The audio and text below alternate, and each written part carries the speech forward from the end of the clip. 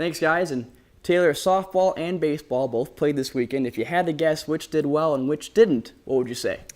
I'm going to have to take a guess that Iowa softball was the team that did not see much success. You're dead on. It was another big week for Iowa baseball as they welcomed 12th-ranked Oklahoma State into Dwayne Banks Field this weekend. In Game 1 on Friday night, Iowa fell 7-6 in a close one and rebounded on Saturday with a 16-14 victory. Did you say 16-14? That sounds more like a football score to me, Taylor. Yes, Alec, you did hear me correctly. I did say 16-14, and that high-scoring win put Iowa in position to clinch the series on Sunday. Iowa got off to a hot start in this one with 4 runs in the first inning. It started with a Tyler Cropley double RBI. And it was all Iowa from there. In the 6th inning, the Hawks scored 6 runs alone, including this single RBI from Matt Hoig. Iowa took this one 11-3 and clinched the series over the top team in the Big 12. Take a listen to what the team had to say after this big series win.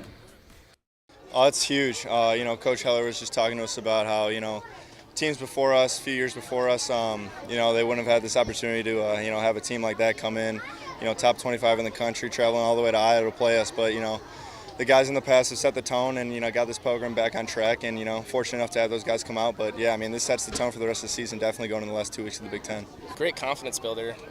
Know that our guys are out and ready to play right away. So just whatever happens, they're going to be there. They're going to have my back. So just able to pitch with a ton of confidence. Yeah, we've had quite a few injuries going into today, and I wasn't sure if I was going to be able to go out there today, but the training staff did a great job getting it taped up and ready to go. And I just had to go out there and do what I could as best as I could, and it worked out today. What a great game for us and for our program. To be in the situation we were in and have Jack Dreyer step up like he did, that was big time performance by Jack. And then for our offense, after a day like yesterday, done this long enough to know that a lot of times you come out flat. And then our guys came out today, scored 4 runs right off the bat to give Jack a lead to work with. Kept the pressure on him and then kind of shot ourselves in the foot in the 3rd and the 4th. It looked like those innings were going to haunt us for a while, and then to break it open late, took advantage of some freebies. And then Grant Judkins, after Dreyer goes as long as he did, Grant came in. He's been working hard to try to get his ankle healthy enough to be able to go out and play, and then he pitched great.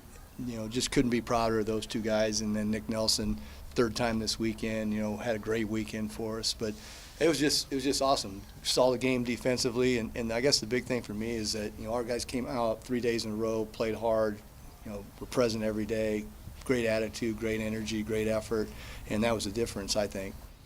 The Hawks will be back in action this week when they travel to Evanston, Illinois to take on Northwestern. The softball team hosted Purdue in their final home series season of this weekend.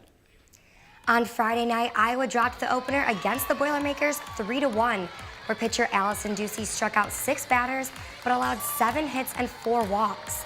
Game 2 on Saturday ended in just 5 innings as Iowa fell 9-0, and it was more of that in this Game 3, where the Hawks were shut out 6-0, giving Purdue the series sweep. Now, it's pretty grim, but Iowa will have a chance for redemption when they head into Madison for the Big Ten tournament on Thursday. They will face 5-seed Ohio State. Here's what team and head coach Marla Looper had to say about that opportunity. I just think we have nothing to lose, so it's our last chance to really put everything out there and play with each other and play hard. So yeah, it's just an awesome experience, cool atmosphere. Everything that's happened in season is out the door, none of it matters, and you just keep moving forward. We're going to work on things this week to get better, but we're ready for the tournament. The tournament's anybody's.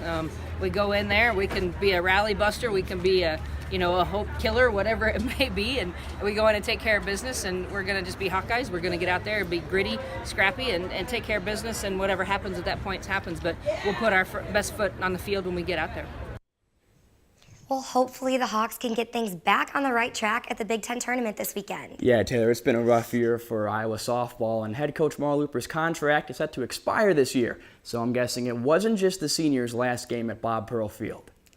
Unfortunately, no, but that's it for us in the sports studio. And that's it for me in the sports studio as well, as it's time for me to get out of here. But be sure to stay tuned, as the sports here never stops. And just because an old man with a 13-year-old beard is heading off, I trust the next person in the next group to come in and knock it out the park. So Taylor, I'll be watching, and guys, back to you.